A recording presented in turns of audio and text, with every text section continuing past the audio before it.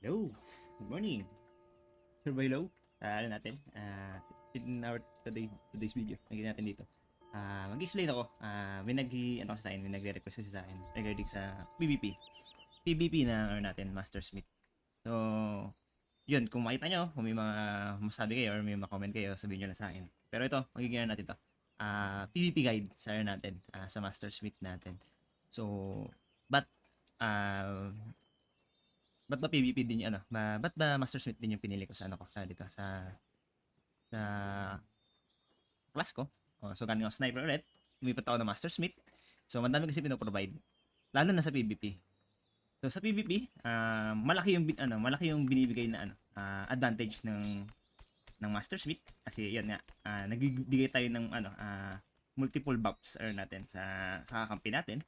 Then yan, tayo dito yung mga multiple buffs na yun, more on attack, weapon perfectionist. Then, sa PvP, ang laki ng pinoprovide niya kasi ang ginagawa nitong ng Master Smith is binabasag niya yung mga dito binabasag niya yung mga weapon and armor ng dito ng mga players. So, pag nangyari yun, example, dito, pag binasag natin yung weapon ng assassin or paladin, so hindi na sila makakapag-sakre, hindi na sila makakapag-rimtot. So, yung mangyayari doon is tutulala sila. Tapos sa mga sa mga full support, yun nga, mas lalo silang lumalambot pag nawala sila ng armor and anything else. Yun, yung una-una nating papaita is yung stats. Ano ang stats ng PvP natin pag Master Smith? So, ang ginagawa ko dito, ang stats ko sa dito, sa Master Smith. So, pakita natin muna yung preset natin sa Master Smith. Kailangan naka PvP ako. And sa preset, naka PvP. Makikita nyo dito, ang pino-focus ko dito is hindi nakalaan lahat sa strength. Hindi lahat nakalaan sa strength yan. So, pero mostly nilalagay ko yung agility. So, mas mabilis ako mas mabilis ako tumika. Mas mabilis ako makakabasag ng armor ng players. Tapos yung strength, kahit pa paano, nilagyan ko pa rin para may damage pa rin tayo. But it depends sa atin kung pwede natin gawin is pwede natin to i-50 or i-40. It depends sa atin. Tapos pwede tayong maglagay sa bit para medyo kumuna tayo. So, ang bit, nagbibigay yan ng HP, P-dep, and M-dep, yung recovery effect. So, para mas nagtatagal tayo. Instead na parang kunyari sa PvP natin, alam natin wala tayong masyadong kasamang mga support. Kasi sa akin, hindi ko na nilalagyan ng bit kasi alam kong lagi ako may kasamang high priest, may lagi ako may kasamang tara ito, bard. So, ganoon kasi yung setup namin sa team namin. Isang bard, isang high priest. Tapos, isang biochem, then isang Synex, tapos ako, Master Smith. So, hindi na ako naglalagay ng bit kasi alam ko laging protektado ako. Ganun. So, sa lock naman, kailangan natin ng lock ngayon. Hindi natin kailangan ng lock kasi kailangan natin mag-crit. Hindi kasi nagki-crit ng si Master Smith. Kailangan natin ng lock kasi dito na magbe-base yung natin. Dito yung pagbasag natin ng weapon. So, papakita natin yan sa skill build naman tayo next. Sa skill build, siname ko na lang din. Same na lang din sa akin. Ayun nga, pang tamad yung akin. Kung ano yung ginagamit ko sa PvE, ganyan din yung ginagamit ko sa PvP. Ang pinagkaiba lang nun is, meron na ako ditong meltdown. Yan. Sa meltdown, nakikita nyo dito. Yung meltdown kasi is ang ginagawa nito is allow the blacksmith to destroy enemy player's equipment. Has 15 chance to break the target weapon or armor lasting 60 seconds. So may 15 chance na tayo. So medyo maliit pa yan. So pero dito makikita natin, every 10 luck increase the chance by 1% up to bonus of 30%. So possible maging 45% to yung chance natin na makapag-break tayo ng weapon and armor. So every 10 luck daw. So pag mayroon tayong 100 luck, mayroon tayong 10%. So meron akong almost lagpas ng 100. So meron akong 10%. So nangyayari is nagiging 25% na yung chance na makapag-break ako. Para sa akin, malaking bagay ng 25%. Hindi ko na kailangan i-max ng 30% to. Kasi kung kailangan ko makakuha yung 30% na yan, kailangan ko magbuhos ng ibang ibang resources para sa luck. Like enchantment, kailangan ko kumuha ng luck sa enchantment, or kailangan kong yung feathers ko palitan yung yung strength type na feathers gagawin ko ng luck.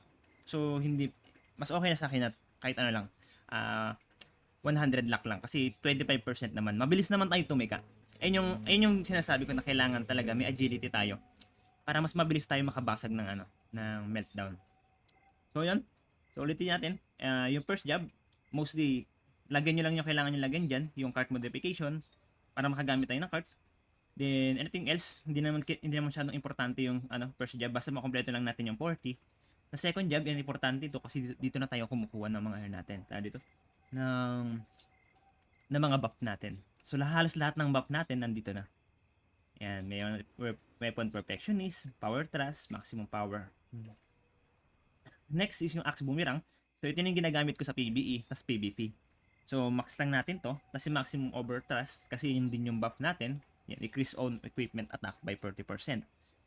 Then impact landing, kailangan natin to lagyan kasi nagkakaroon tayo ng immunity sa crowd control. Hindi tayo na popros, hindi tayo na fear, hindi tayo na-stun. Ayun yung ginagawa niya. So kunyari na-stun tayo, pwede natin siya i-cancel. I-click lang natin yung impact landing. So ang purpose ito para tayong merong libreng panakeya. Panaseya. Mangyari diyan. So pag kunyari wala kang panaseya, pwede ka gumamit ng ng impact landing. So mangyayari, maka-cancel out yung crowd control nila. Tapos magiging immune ka sa crowd control within 2 seconds. Yan yung nangyayari doon. Then next natin, sa skill build. Sa skill build natin pag sa dito sa Master's Mate, ang need natin dito is yung natin back enchantment. Yan. Kailangan natin ma-priority natin, makuha natin lahat ng PvP technique regarding sa dito sa PvP. Sa PvP, yan. Tapos kahit tanggalin natin yung mga PvE in case na mayroon kayong additional stats or enchantment na pwedeng mapalitan yung PvE. So, kung mayroon kayo makukuha na beat, pwede nyo ipalit yung beat or luck. Ayun yung mangyayari. Then, dito naman sa luck lang din, para additional sa natin, dito, additional na pampabilis to make, magbasag ng armor or weapon. Is luck ulit dito. Kung may, luck lang din ulit dyan. Then, next natin dito is range boon. Range boon or attack speed, agility. Yun yung ginalagay ko sa axe ko. Pero it depends naman, pwede naman kayong mag-create din ng dito. Mayroon pa rito physical attack speed. Attack speed ulit. Tapos puro na lang, P-attack. Ganun lang. Pero yun nilagay ko kasi dito sa sa weapon is attack speed talaga. Parang sabis tayo makabasag ng armor. Second, pwede kayong kumuha ng counter crit. So para mayroon tayong crit resistance. Yan. Mahalagang bagay ang crit resistance kasi yun nga, madaming nagbi-build ng crit rate, lalo na yung mga Sin X. Yung mga ganun, sniper. Nagki-crit kasi sila, 'di ba? So mas mataas yung crit resistance natin, mas malaki yung chance na hindi mag-proc yung critical nila.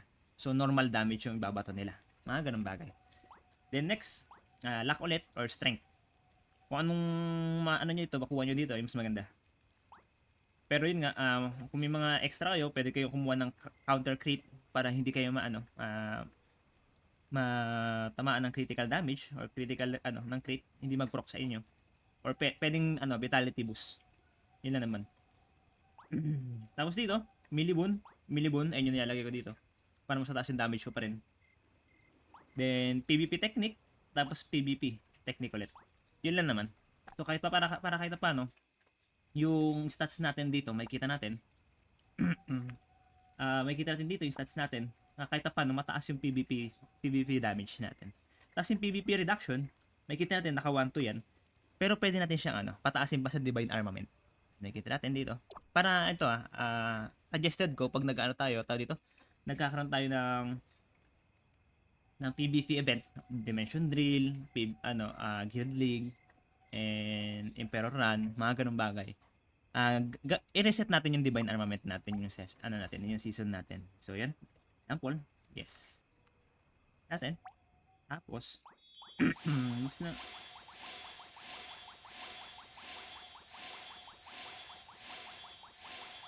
natin.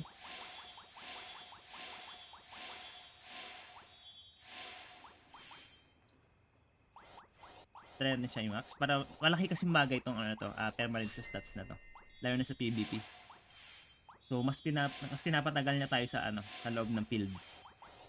Mas matagal tayo sa field, mas madami tayong nababasag na ano, napapatay, or mas madami tayong na ano sa support, mas madami tayong nababasag na armor, mga anything else. Yan. So 190. So malaki ang dagdag natin to sa ano, sa PvP technique. Nakikita natin meron tayong halos 1-3 na PvP reduction. Tapos meron tayong PvP damage halos 1-4. Tapos yun nga, so yun yung ano, dito, yung stats ko ngayon para sa ano, dito, yung para sa PvP ko. Tapos ano naman sa feathers, ayan, ang feathers kasi, ipapakita din ako sa inyo para medyo ano tayo, magpapakita ako ng screen, yan. Hmm.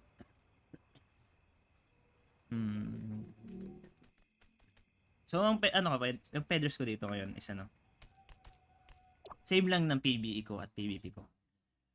PvE at PvP, pinagsama ko na sila. So, hindi na ako nag-change. So, sabi ko sa inyo, yung ano ko setup ko is pangtamad. Pero yun nga, nakaka-benefits naman sa akin yun. Magandang bagay ito sa akin. So, yan, unang-una, PvP duel, PvP ko and PvE. In duel, ano ko, yung attack feathers ko is yung mixed light tier. Tapos, meron tayong tatlong, ay apat na attack, tapos isang violet. So, yung violet ito, it depends kung ano yung gusto natin ilagay. Kasi may iba-iba ditong nakalagay na ano, dito na header. So, meron diyang Dex or anything else. Pwede natin siya palitan. It depends kung ano yung kailangan talaga natin. Tapos, iniisip nila, ba't ako naglalagay ng mix dito sa ano, dito? Sa attack feather ko. So, magiging masakit sa feathers yung mga setup ko. Parang mahirap siya i-upgrade. So, yun nga, ang mga feathers naman kasi, time-gated yun. Time-gated ang feathers. So, medyo baka umaba yung video natin, kaya explain ko kasi lahat eh. Time-gated yung feathers. Pero kayang-kaya natin siya makuha lahat. Sa mga dimension drill, sa mga extreme challenge, yun, dun natin siya makukuha. Tapos sa mga sa guild league, or emperor run, may mga nakukuha tayong mga feathers doon. So, madami tayong pwedeng pagkunan. Sa mga bidding, yan, kung meron tayong gold na extra. So, as I think, kahit hindi ka whale, kaya mong ma-achieve to. As I know, hindi naman ako whale. Ang ginastos ko lang dito is 300 pesos. Binili ko yung Radiant Pass. After ng Radiant Pass, binili ko yung 15,000 gold doon. Binili ko yung Bounty Pass. So, ginagawa ko, binibili ko lang lahat ng feathers doon weekly sa gold shop. So, siya na-upgrade ko siya hanggang tier 5, hanggang tier 4. Nakikita nito, may mix ako. So, ba't daw mix? Pag pinalitan mo kasi yun ng sky tier, mangyayari dito is, mapapalitan lang siya ng P-attack, tapos ignore P-def, tapos ignore M-def. Yung binibigay kasi nitong light tier natin is binibigay niya tayo ng PvP damage, PvP reduction, at P-attack, and PvP damage. So, ano nangyari dito is parang pag pinalitan ko tong PvP reduction na to, malaking bagay yung mawawala sa akin dito. Parang ganun. So, parang nakita ko kasi last time sa ibang streamer din, hindi ko naman kino-counter yung ibang streamer. Parang nagkakaroon lang, nababawasan yung ito yung feather bonus overview. Ang nangyayari yan is parang natatanggalan sila ng tatlong stats. Hindi nila na ma-maximize yung feathers. So, ito yung mas recommended dito. Lalo na pag mga tayo, ito mga physic tayo, mga damage type. Then, ito, sa ko naman, sa feathers ko naman sa, defense. Yan, may kita nyo. Tatlo yung tatlo yung mix ko. So, yung nangyayari dito, kahit defense feather to, nangyayari is nagkakaroon pa rin ako ng additional PvE stats and PvP stats. May kita dito, meron akong PvP reduction, may PvP damage ako, so may P-attack ako nakukuha, yan, may PvP damage and may physical damage and magic damage ako nakukuha.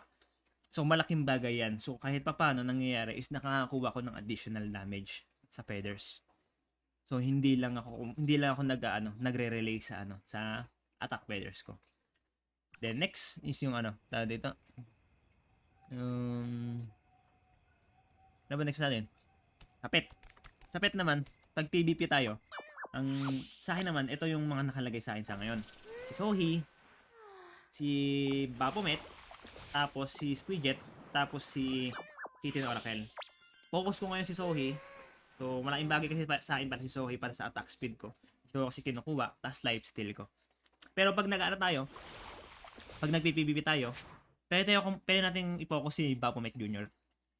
Si Baphomet. Kasi may lifesteal tong kinukuha.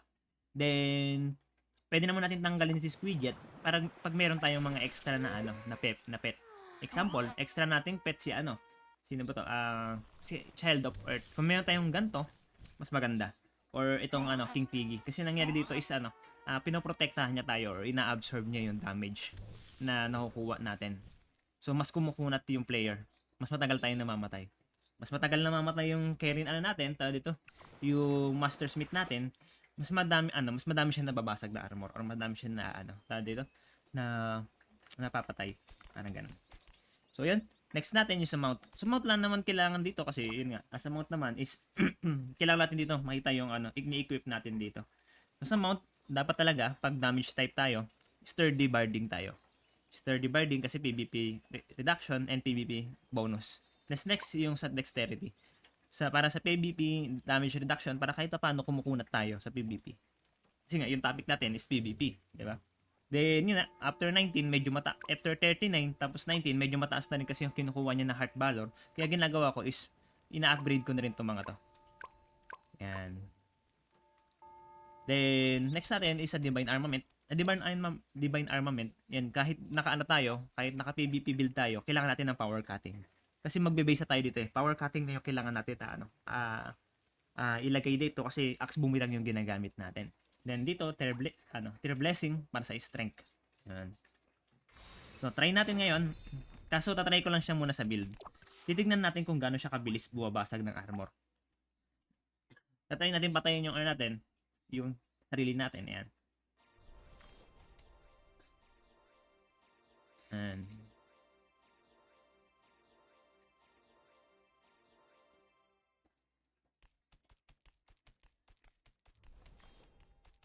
So, mag-abap tayo.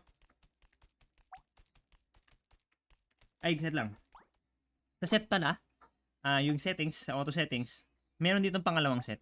Ilagay natin dito yung meltdown natin. Meltdown. Yan.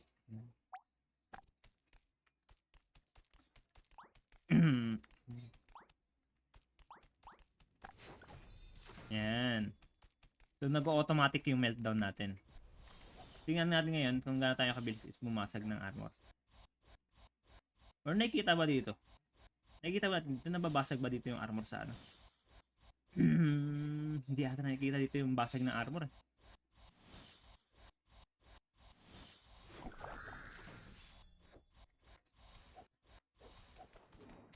Mukhang hindi nakikita ang basag ng armor dito sa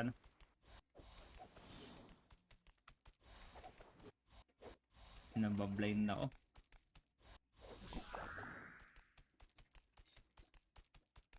Walang kita ang armor. Hindi nababasa ang armor dito. So, tayo? Tayo dito. Nakalock kasi yung HP. Ibig sabihin parang naka-invulnerable yung kalaban. So, try natin mag-PvE na lang. Mag-PvP. PvP event tayo.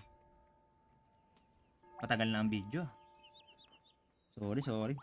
Hindi ako marunong mag-edit. Raw video lang talaga to. Fast forward nyo na lang.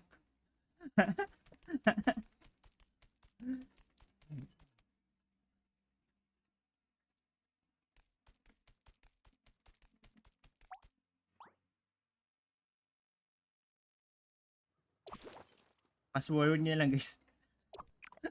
Pinahirapan ko pa kayo no. Join tayo. Yan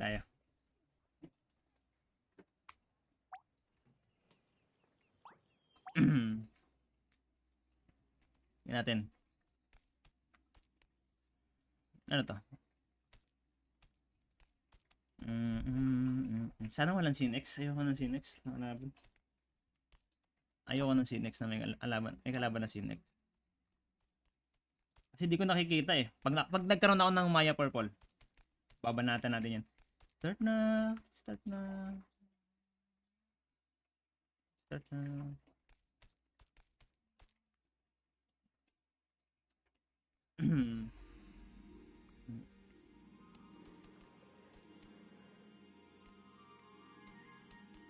Yun. Random lang. Sign na lang niya. Yes! Na-testing natin. 5 minutes ata to. Mukhang magtatagal tayo.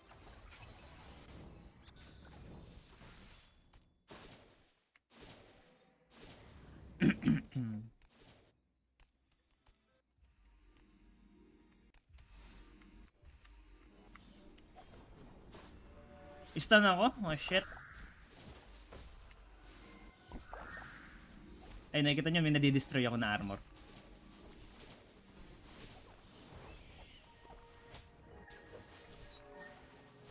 Ay, may nadi-destroy ulit ako na armor, diba?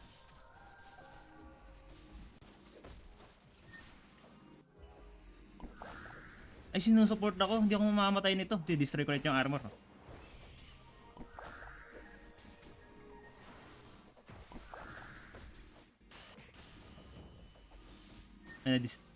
Nakikita natin. Nadi-destroy ko ulit yung armor, diba? Nadi-destroy yung armor nila. Ano nangyari? Pag nadi-destroy ko yung armor, mas lumalambot yung kalaban. Destroy ulit yung armor. Pero hindi lang armor ang pwede niya ma-destroy, ah. Kahit yung mga weapon, kaya niya i-destroy. Kaso makunat talaga tong isa. Makunat niya. Nakain ko na tong isa.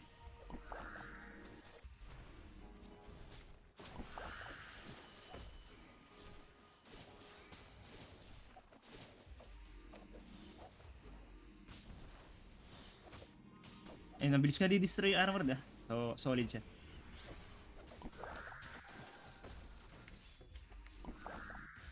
Ang kunat dito. So wala nang ulit armor itong isa, di ba? Patay na ulit. So sobrang bilis lang. Sobrang dali lang ano, i-build nitong isa. Yung yan, tayo, hindi ko napapatay yung ano na yan. Eh, wala na namang armor. Revive me. Ito, mawawalan din to ng armor. Diba? Ayan naman siya armor. So, clit na naman siya mamamatay. Ay, wala na ulit. Down Spectre, nawala yung weapon niya. So, pwede nyo panoodin to kung gusto nyo panoodin. Pero, yun nga, hindi naman ganun ka, ano. 2 minutes to eh. Ay na, makabot ata na 20 minutes ah.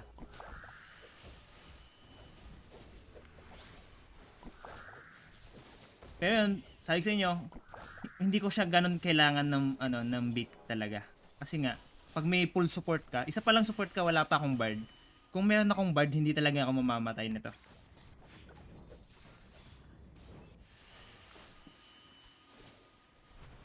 Sample ito.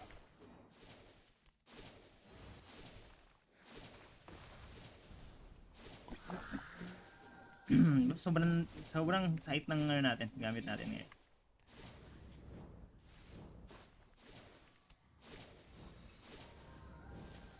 So wala na naman siya. Wala na naman siyang armor, wala rin siyang ano, wala din siyang sight. Nangyari, hindi siya nakakapag-skill kasi nagiging useless. Para siyang nasa silence. Sinawalan siya ng armor. Ayun, nawala din siya ng ano, ng peace. Wala din siyang pang-skill. Ano nangyari? So nagiging ano, nagiging useless sila sa laro. Tandaan nyo din, 50 seconds, 15 seconds din or 60 seconds din ano, bago din bumalik yun. 60 seconds bago bumalik yung armor nila. So magiging tanga sila after bago nila mabalik yung armor nila. Ayun lang, sinapak ako ng Asura. 355, may utang pa ako. Ngayon, wala na kami kalaban. Sumuko na sila.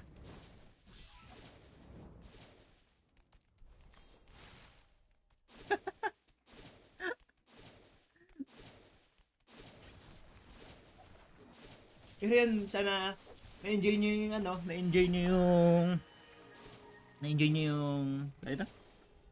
yung guide ko, kahit raw video lang siya, wala siyang masyadong ano, wala masyadong edit, hindi ka talaga ako marunong mag-edit, pero pag-aaralan ko in the next run. Yan, sobrang dali lang, di ba?